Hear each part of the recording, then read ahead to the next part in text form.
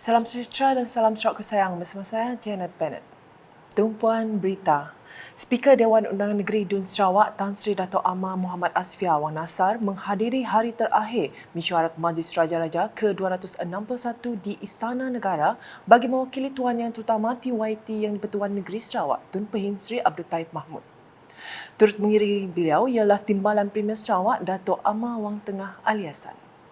Mesyuarat 2 hari bermula Rabu itu telah melibatkan keberangkatan semua duli-duli Yang Maha Mulia Raja-Raja Melayu kecuali Kelantan dan Perlis dengan dipengerusikan oleh Sultan Selangor Sultan Sharafuddin Idris Shah. Terdahulu sebelum mesyuarat, Sultan Sharafuddin berkenan memberi tabik hormat ke atas Kawalan Kehormatan Utama KKU yang dibarisi 103 anggota tentera daripada Batalion Pertama Regimen Askar Melayu Diraja di Dataran Utama. Baginda kemudiannya berkenan menanam pokok sepang di pekarangan Istana Negara sebagai simbolik mesyuarat tersebut dengan disaksikan oleh Yang di-Pertuan Agong Al-Sultan Abdullah Riyatuddin Al-Mustafa Billah Shah. Paparan selanjutnya, sebanyak 44 persatuan belia dan sukan di negeri ini menerima grant sebanyak RM1,634,600 untuk melaksanakan program masing-masing pada tahun ini. Menteri Belia, Sukan dan Pembangunan Usahawan Sarawak Datuk Seri Abdul Karim Rahman Hamzah berkata, grant itu sebagai pemangkin kepada persatuan agar terus aktif melaksanakan aktiviti tahunan mereka. Jumlah yang kita agihkan beri kepada persatuan adalah untuk mentadbir, mengurus dan sedikit sebanyak untuk menjalankan aktiviti-aktiviti. But it does not stop there. It does not stop there. Beliau berkata demikian semasa berucap merasmikan Majlis Penyerahan Grant Belia dan Sukan 2023 di Kuching pada Rabu. Jelasnya, kerajaan sentiasa komited dalam memperhebatkan pembangunan sukan di negeri ini dan sukan merupakan antara penyumbang utama ekonomi dan pembangunan sosial sesebuah negara. Sementara itu, Datuk Seri Abdul Karim menjelaskan bahawa Sarawak telah bersetuju untuk menjadi tuan rumah SUKMA ke-21 seperti dimaklumkan oleh Premier Sarawak Datuk Petinggi Tan Sri Dr. Abang Rahman Zuari Tun Datuk Abang Openg baru-baru ini. Manakala di Muka, Kerajaan Sarawak menerusi Kementerian Pembangunan Wanita, Kanak-kanak dan Kesejahteraan Komuniti KPWK akan memperkenalkan program bantuan e-Life sebelum April ini. Menterinya Datuk Seri Fatimah Abdullah berkata, bantuan itu merupakan modal untuk keluarga berpendapatan rendah di negeri ini menjalankan perniagaan agar pendapatan mereka meningkat. Ujar beliau, kementeriannya kini sedang memperhausi syarat-syarat untuk permohonan bantuan berkenaan. Satu lagi kemudahan saya nak beritahu, di bawah kementerian kami juga dalam bentuk geran bukan pinjaman ialah melalui satu program pembasmian kemiskinan dan kami jenamakan ianya sebagai e-Life dan yang ini peruntukan sudah ada dan insyaAllah kita akan war-warkan lagi sebelum bulan 4 sebab kita nak laksanakannya bermula pada bulan 4. Sekarang tengah fine-tune syarat-syaratnya. Beliau berkata demikian dalam majlis perasmian seminar memperkasa budaya keusahawanan di Oyak pada Rabu. Datuk Seri Fatimah yang juga ahli Dewan Undangan Negeri Adun Dalat mendedahkan bantuan e-Life itu terbuka untuk pemohon lelaki dan wanita yang berpendapatan bawah RM5,000. KPWK menetapkan sasaran seramai 750 hingga 1,000 orang menerima faedah bantuan itu dengan nilai RM1,000 hingga RM5,000 seorang. Dalam perkembangan lain, Datuk Seri Fatimah telah menerima kunjungan hormat daripada 2 anak Sarawak yang dilantik sebagai Duta Malaysia. Kedua-duanya ialah Gloria Corinna Tiwet yang dilantik sebagai Duta Besar ke Brazil dan Hendy Asan sebagai Duta Besar ke Holy See. Dalam kunjungan itu, Datuk Seri Fatimah berkata, kedua-duanya akan membawa nama Malaysia sekaligus mempromosikan keunikan Sarawak ke mata dunia.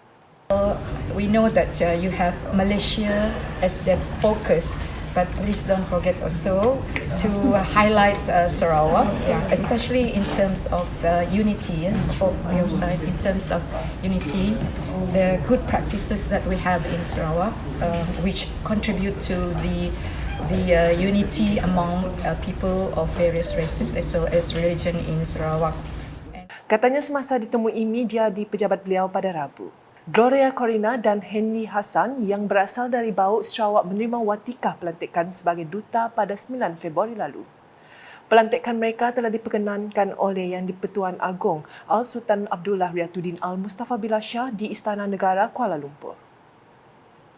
Beralih dengan laporan Dewan Rakyat, Kerajaan Persekutuan telah memperuntukkan sejumlah 2 bilion ringgit setiap tahun untuk projek lebuh raya Pen Borneo LPB Sabah dan Sarawak. Menteri Kejarayaan Datuk Seri Alexander Natalinggi berkata daripada jumlah itu, kedua-dua projek LPB tersebut masing-masing diperuntukkan sebanyak 1 bilion ringgit setahun.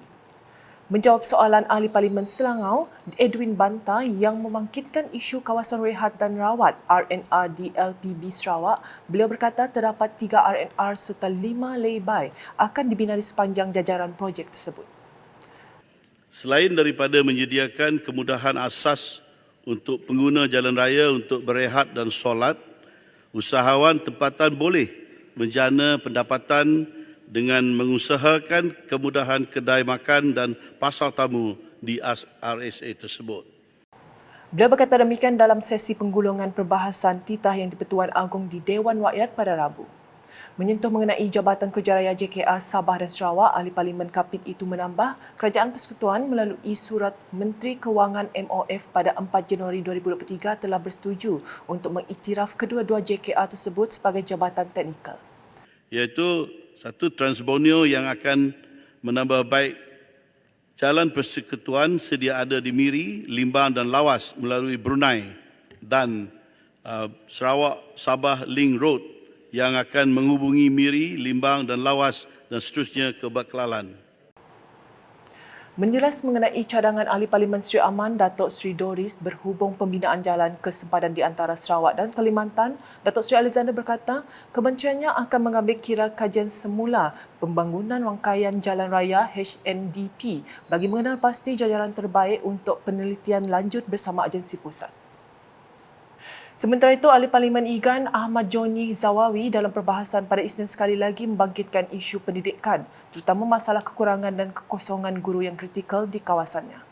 Menurut beliau, sejak tahun 2020, sebanyak 3 buah sekolah menengah di bawah penyeliaan Pejabat Pendidikan Daerah Daro belum mempunyai pengetua dan 7 buah sekolah rendah belum diisi jawatan guru besar. Manakala bagi jawatan guru pula, sebanyak 132 kekosongan belum diisi, yang mana 24 guru sekolah menengah dan 108 orang guru sekolah rendah diperlukan. Ini satu masalah yang akan menjejaskan prestasi akademik para pelajar dan pengurusan sekolah. Sehingga kini tiada tindakan segera oleh Kementerian Pendidikan.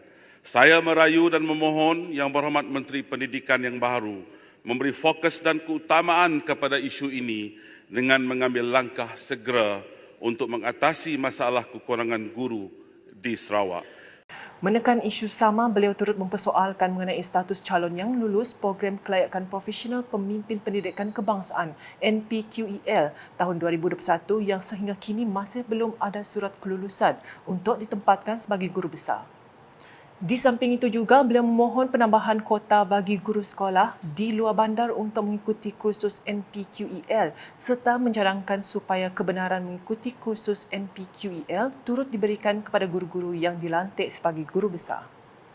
Ahmad Joni juga menyentuh mengenai nasib 326 calon guru dari Sarawak yang tidak berjaya dalam pengambilan pegawai pendidikan DG41 Perkhidmatan Kontrak COS pada tahun 2021. Masih dengan perkembangan Dewan Rakyat, Kerajaan Sarawak berhasrat untuk memajukan Pelabuhan Bintulu sebagai pelabuhan negeri dan hub pengangkutan utama di rantau Asia Pasifik. Dalam hal ini, Ahli Parlimen Lubuk Antu Roy Angau Jingkoi memohon agar Kerajaan Pusat mengambil kira hasrat Kerajaan Negeri Sarawak untuk tidak meneruskan status Pelabuhan Bintulu sebagai pelabuhan persekutuan. Pelabuhan dan pengkalan adalah merupakan salah satu daripada perkara di bawah senarai negeri seperti mana yang termaktub di dalam perkara 95B 1A di senarai nombor 2 jadual 9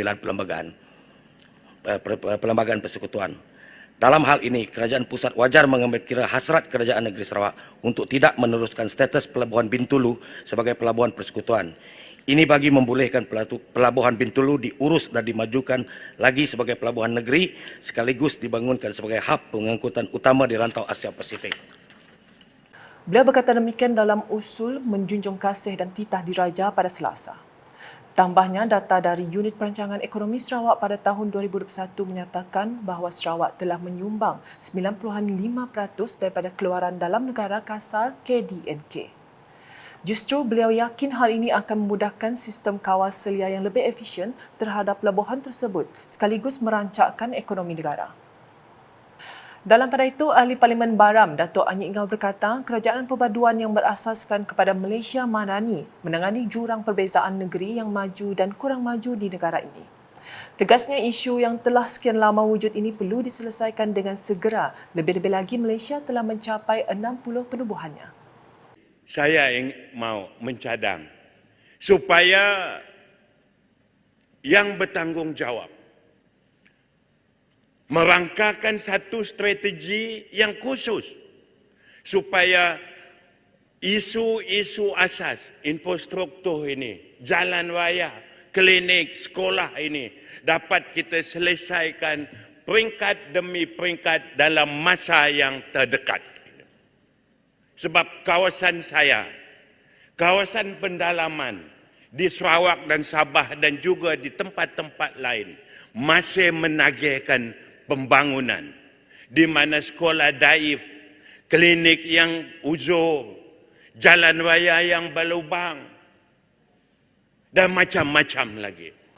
Tegasnya, isu yang telah sekian lama wujud ini perlu diselesaikan dengan segera, lebih-lebih lagi Malaysia telah mencapai 60 tahun penubuhannya. Katanya dalam usul menjunjung kasiran titah diraja pada Selasa. Justru Datuk Anyi berharap kerajaan di bawah pimpinan Perdana Menteri Datuk Seri Anwar Ibrahim akan mencari jalan penyelesaian terhadap isu ini meskipun memakan masa yang lama. Sekian edisi malam bersama saya, Janet Bennett. Berita lebih lanjut boleh didapati di semua platform media sosial UKAS termasuk portal ukas.sarawak.gov.my dan UKAS channel di YouTube. #Menyebar Fakta, salam UKAS.